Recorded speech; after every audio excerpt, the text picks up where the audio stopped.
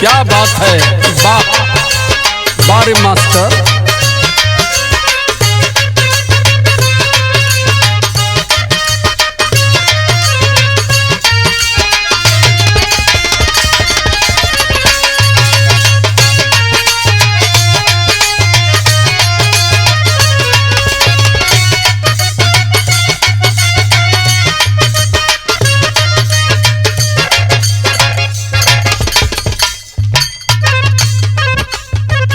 ऐसा है, हमारी इच्छा ये कर रही है कि थोड़ा अभी कटिया दम लगी नहीं है, अब इन धानों ने रेड़ा पहुँचा। अच्छा तनी चलल जाते एक दिन सारनाथ घूम आवल जा। तू तो बेमतलब का बात करेला। अब सारनाथ गईले तोहरे का मिली? अरे पितर सवन्नी जवन ह। अच्छा पितरपक। हाँ पितरपक जवन ह, अब लास्ट होए वाला है। अच्छा चलता तो चली जा, कम से कम गया पिंडदान उन कर दे जा, दर्शन वर्शन कह के पूजा पाठ करके वजह से चलती जा तो वो जैन कुछ मिली भी। हाँ तब का सारनाथ गईले का मिली बतावा तो। ऐसा न का तो के बताई, अब तू जात हो तीर्थ व्रत करे, जौने से हम बचावत हैं समाज के या देश के, आ तुहके घूमर फिर यही बदे कहिला हम मने कहले रहने कि शिव चर्चा उर्चा में ताक झाक मत करो, एक कथा वार्ता में मत जाओ। हम जब घर नहीं रहते हैं तो तुम पहुंच जाती हो शिव चर्चा में। काहे न जाई भो, वहाँ बढ़िया बढ़िया बात लोग बतावेलन। का बतावला? सुना हमार बात। हाँ कहिया घूमई बा चारो धाम हो संवरिया, कहिया घूमई बा चारो धाम हो संवरिया, पर से नजरिया दर्शन के हो। कहिया घूमई बा चारो धाम हो संवरिया, पर से नजरिया दर्शन के हो। कहिया घूमई बा चारो धाम हो संवरिया, पर से नजरिया दर्शन के। ऐसा है, ये धाम करने से हम लोगों का काम नहीं चलेगा। अरे कहते तो कहा न मान लेता। ई कबो मन ले हुआ कि मनी? हाँ अरे और ठेला कहला ती चकवा ठेला वही पर चल जा दुनिया। तू तो चुप रहा, खाली फालतू बतियावेला, ये कुछ नहीं। सिखावेला लोग इनके। नहीं ये का लोग सिखैया, ये लोग तो के अटेंड कैले हम। ये का कथवा के लेके जैता का न जाने के न सुने के बजावे के भरतल्ला। अरे भाई परिवार का बात मानल जाए। अरे यार तो परिवार का बात माने वाली ने चाहिए माने के कुल बतिया मानी। ये चारों धाम से का मिले वाला? सुनो बात हमारी सुनो, ये धाम से काम नहीं चलेगा। कहाँ से काम चली? हम बतावत है ना, बतावा।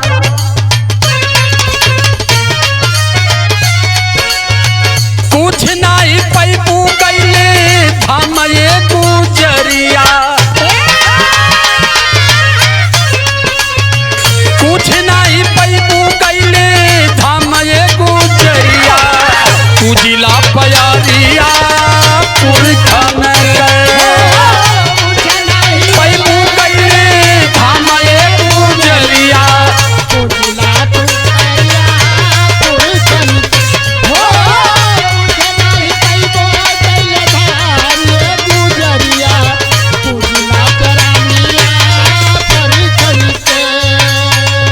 ये धाम उनसे करके बेकाम मत बनो, अपने पुरखों को समझो, अपने इतिहास को पढ़ो, बाबा साहब अम्बेडकर को जानो, तथागत बुद्ध को जानो, संत रैदास को जानो, संत कबीर को जानो। आई आम धाम हमान खाती नहीं है, आम धाम में हमार समाज जाए के बेकाम हो गया। आज ले समाज अपने आप के समझ ना पौलो, समझ में आयल? खाली वह नेतन वाला भाषण सिखले हुआ जिंदगी भर जल्ला। चारों धाम गईले सुनीला कि लोगन का मुक्ति बन जाले एकदम सही जात हो। जल्ला। अच्छा सुनैलू की मुक्ति बन जाती। हाँ। अब इन केहू की मुक्ति बनत देखले ना हो। नहीं देखले ना, यही से कहत है कि चला एक बार घुमा दा, अच्छा तो तू खाली नेतन वाली बात बतियावेला। सुना, चारों धाम गईले का होला। का होला?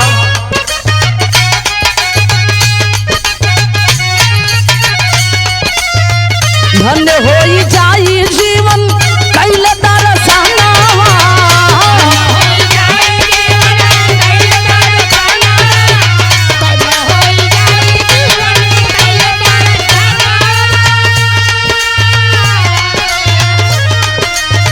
लख 84 वाला टूटी बंधनवा।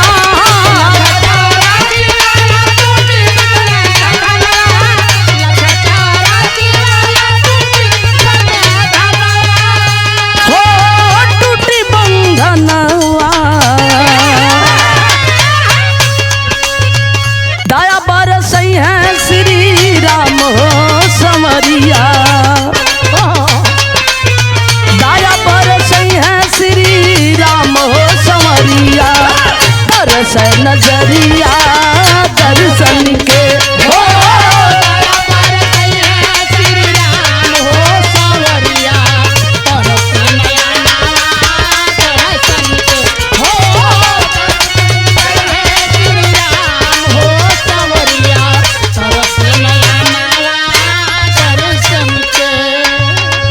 तो दर्शन कैल जाई तो श्री राम दया बरसई। हाँ हो और का। अरे बाल बाल, जैसे जना था कि तोरे बाबू ऊपर बहुत बड़ी दया श्री राम कैले। कैले ही बड़ा। इंसान बनो, इंसान सच्ची सोच रखो। सुनो,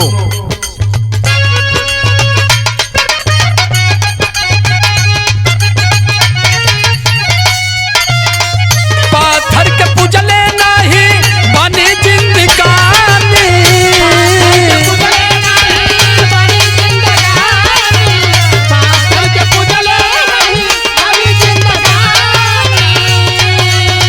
लख 84 वाला, लख 84 वाला कल्पित कहानी।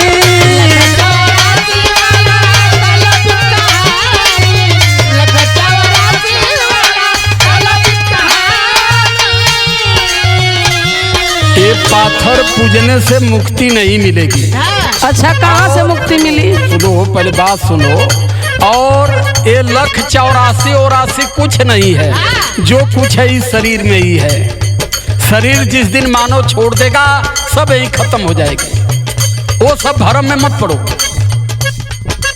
और जहाँ सवाल श्री राम का कहत हो कि कृपा करी हैं, यही श्री राम हमारे समाज के सम्मुख ऋषि जो हमें शिक्षित करने का प्रयास किए। जब इस राम को पता चला तो जाकर के हमारे सम्मुख ऋषि का उन्होंने गर्दन काट लिया। इसीलिए हम इन सबों को पूजते नहीं हैं और ना ही मानते हैं। लख 84 वाली कल्पित कहानी।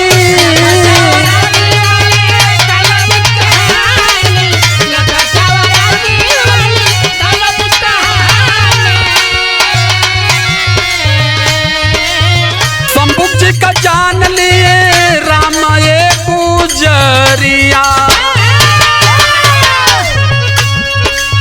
सम्मुख जी का जान लिए राम ये गुजरिया। पूजिला पयरिया पुरखन के।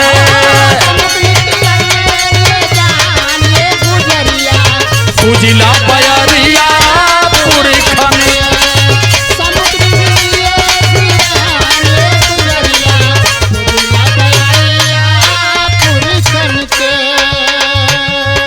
अच्छा सुना, अगर वहाँ ना ठीक है हाँ, तो हम एक जगह बतावत है, बढ़िया निमन जगह बा। अच्छा वो कौन जगह? हाँ, ए जी चला दर्शन करा दा। सुना, हाँ बतावा। आवा चली गोकुल जहाँ खेलल मुरारी।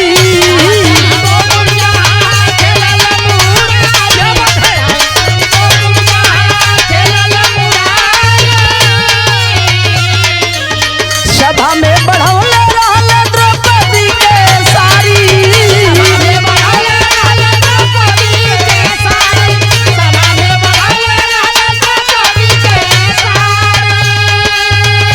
ओ द्रौपदी के सारी।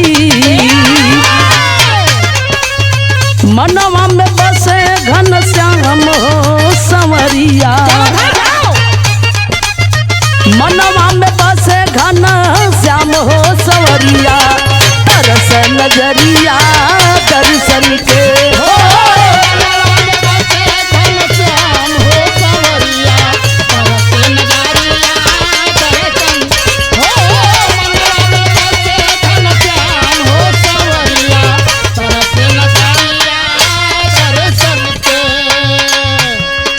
गोकुल में मुरारी खेलल, हाँ हो। का खेलल गोटी का कि गुल्ली डंडा? अब तू है बात लगला नहीं, बतियावे। वह बात ना जाने के कुछ ना बतियाओ थू सेंत का। ई जान गेली कि द्रौपदी का साड़ी बढ़वल, लेकिन ई ना जानलू कि अहिरिन का साड़ी कितना चोरवल। ई समझ में ना आए तुहरे। 8 गो बियौती 1600 पटौती। अब जातू तो उनकी की हन, अब वहां से मुक्ति अपन करबो। इस पाखंड में मत पड़ो। सुनो, हम जो समझा रहे हैं हमारी बात अगर समझ गई तो पूरा जीवन का कल्याण हो जाएगा और मुक्ति यही मिल जाएगी, कहीं जाने की जरूरत है नहीं है। क्या है?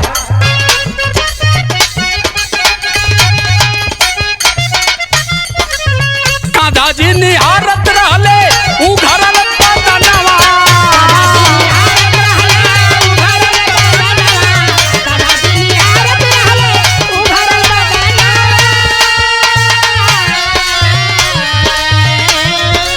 ये हम नहीं कर रहे हैं। अच्छा के कहत ये जे तुमके बतौले है ओकरे ग्रंथ में है कि जब मेहरारू जंगल में नहाए जा तो पहलवा से पेड़वे पे चढ़ जा, और जब डुबुक्की मारा तो कुलहन का लुग्गा ले जाए के ऊपर बांधिया। भगवान हूँ जा तू दर्शन करे है। ऐसे ने भगवान के मुंह में कटका करूं। अरे अब जाएगा भैया का करबा। ये जितना हम भोलेनाथ रहना मैं मुसल्लम नशा कर, लेकिन मेहरारू ये तनी श्रद्धा से पूजेली। आदमी अब एक ठे शीशी छोड़ के पी ले तो 3 दिन बोलबे न करी। आ जाने वही भोलेनाथ का पूजा कर। शुद्ध अगर सोचोगी तभी शुद्ध कर पाओगी। तो भोलेनाथ भगवान ना हुआ, तीनों लोग का मालिक हम, तो उनकर पूजा ना हुई हो। तो गोबर खाइए, काहे के गोबर खाइए? भगवान खाली गोबर खियावा ना। सुना, दादाजी निहारत रहले उघरल बदनवा।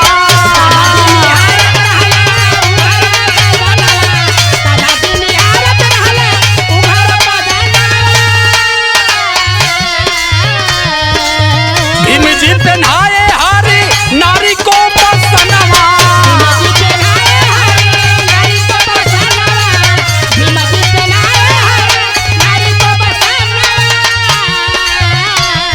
यहाँ के जितनी देवी देवता हैं, अच्छा अभी सबकी जन्म कुंडली खोल दूंगा तो उनको चड्डी मिलने वाली नहीं है। लेकिन मेरे बाबा साहब अकेले एक ऐसे देवता थे कि एक बार कलम उठाए करोड़ों नारियों को सम्मान देकर के सदन तक पहुंचा दिए। मैं उस देवता की कामना करता हूँ, इसीलिए ये सब भरम में मत पड़ो। झूठा महाभारत का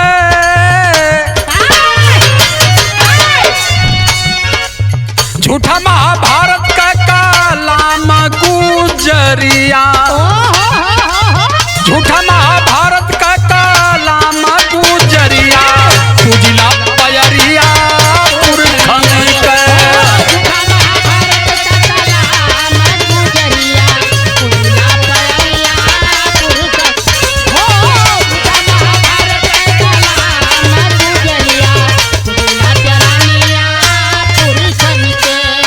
अब समझ में आया कि नहीं इन सबों के बारे में? अच्छा छोड़ा उन लोग के बारे में। अच्छा अब हम बढ़िया धाम बतावत हई। अच्छा, वो धाम में के रहाला? बढ़िया स्थान बढ़िया धाम के रहेला इहो बतावत हई। सुना, अच्छा,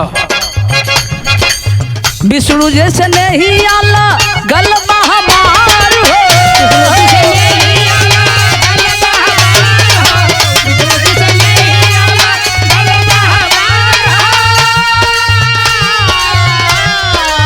धरती पे लेके आए 24 अवतार हो।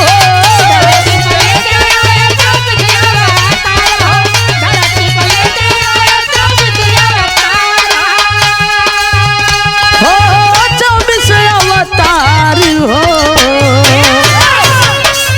भगतों का समारे सारा, भगतों का सवारे सारा काम हो सवरिया। भक्त का सवारे सारा काम हो सवरिया। दर्शन नजरिया दर्शन के हो।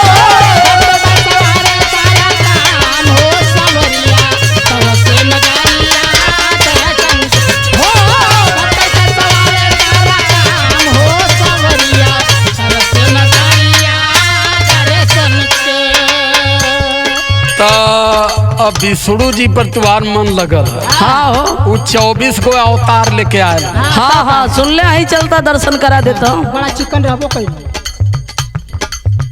अरे यार विष्णु ही सबसे ज्यादा तबाह हमारे समाज के हमारे पुरखों का किया। वो कैसे? एक ठे पिछड़े समाज का लड़का रह जौने का नाम रह जलंधर। अच्छा। बड़ा बहादुर रह, जहाँ पावो वहीं उलाट उलाट खपसे न लोगन के। समझ में आयल? हाँ हाँ। कई भल की कैसे मानी तो कहीं मान सम्मान बदे लड़ाला तो कहला तो एक मान सम्मान कैसे जाई। तो विष्णु जी कहला तो घबरा मत। तो विष्णु जी गईले आ धोखा से ओकरे औरत के साथ रेप कैले। ये रामायण का बात है, ग्रंथ की बात है ये। जब रेप कैला आ रेप कई के अला तो कहला कि हम तोहरे औरत का जवन बात तवन की हाल चाल कह दिली।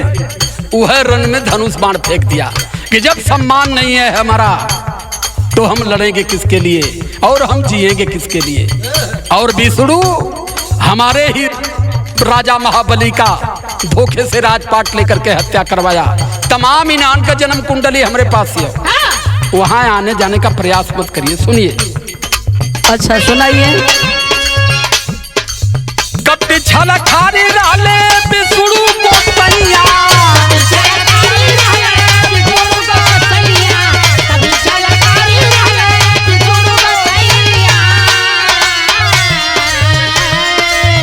बिंदा का लाज लूटी लिहल मुदैया।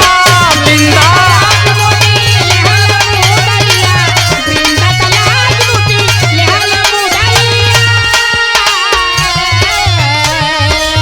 छिनरन में भइल बता नाम ये गुजरिया। हमरे यह समझ में ना आवत है कि जितना ही छिनरा हुआ इन्हीं गमेहरारू बड़े श्रद्धा से पूजे ले। अरे चुप रहा, तू ऐसे ही फालतू बोलेला भगवान के। अरे का कहीं अगर मिल जाता ही लोग ना कहीं न लोन के वो बताई ठंडा पिया पिया कि इनके समझ में भी आ जाए। आ देवी देवतन का नाम क्यों लेला तो पता न काहे हमके पसीना बहुत तगड़ा होला गुस्सा में, इसीलिए कह रहे हैं। छिनरन में भइल बता नाम ये गुजरिया। पूजिला प्यारिया पुरखन के।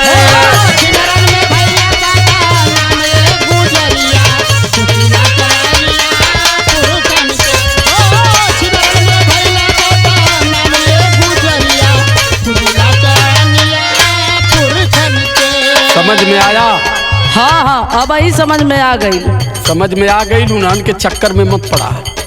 ई कुल इतना छिनरा अगर रहलन तो पहले बतौले रही तो हम चारों धाम का तैयारी ना कैले रहती। अरे यहाँ छिनरा मानत तो सब उनके भगवान मानत। बाबा साहब का संविधान रहता सब उलाट उलाट के अपने तिहाड़ में रहता, लेकिन संविधान उस समय ना रह। आए बेला में जितना बड़का बड़का हवा 3-3 करोड़ 5-5 करोड़ के बंगला में मठ में रहे वाले सब उलाट उलाट वहीं कह लो। इसीलिए कह रहे हैं कि ये सब चक्कर में मत पड़ो। अच्छा सुना। जाइम नाही तीरथ सैया मानव तो हर बतिया।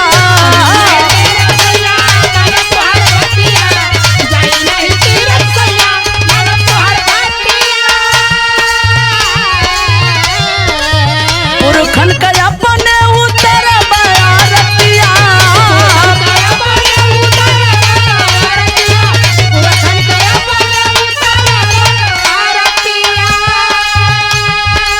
नीला झंडा हाथे सुबह शाम हो सवरिया। अब सही बात कैलू हो जाए के। अब हमारी समझ में आई हो। नीला झंडा लो, पंचशील पकड़ो और बुद्ध जी के इस पंचशील में उनके जो 5 उपदेश बुद्ध ने दिया, जो 5 शील हमें दिया, बस केवल उसी का स्मरण करो, उसी का स्मरण करो, पूरा जीवन शुद्ध हो जाएगा। ज्यादा भरमने की कोई जरूरत नहीं। नीला झंडा हाथे सुबह शाम हो संवरिया। क्या बात है। नीला झंडा हाथे सुबह शाम हो समरिया दर्शन नजरिया दर्शन के हो।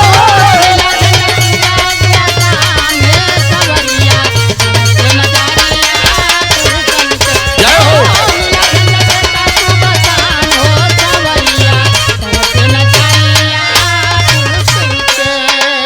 बहुत सही समझ गई। और हम बहुजन समाज की माताओं बहनों से और नौजवानों से कहना चाहते हैं, आखिरी अपील है हमारी, छोड़ा हिंदू ग्रंथ सारा पढ़ा संविधान हो।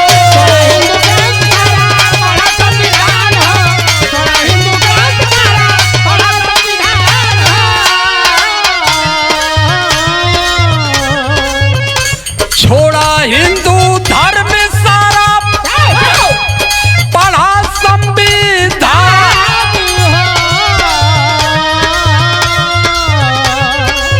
बिंदु राजकुमार होई हरा गुलशान हो।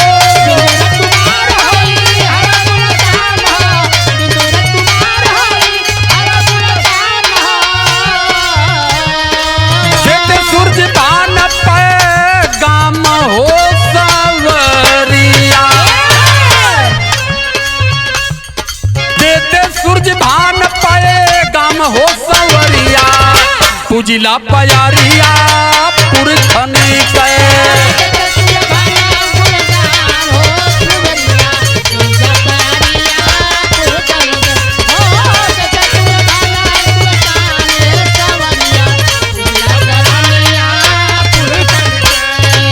कहिया घूमई बाचारो धाम हो सवरिया तरस नजरिया दर्शन के।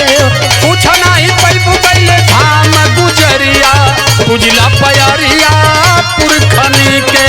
कहिया करई बाचारो धाम हो सवरिया तरस नजरिया दर्शन के।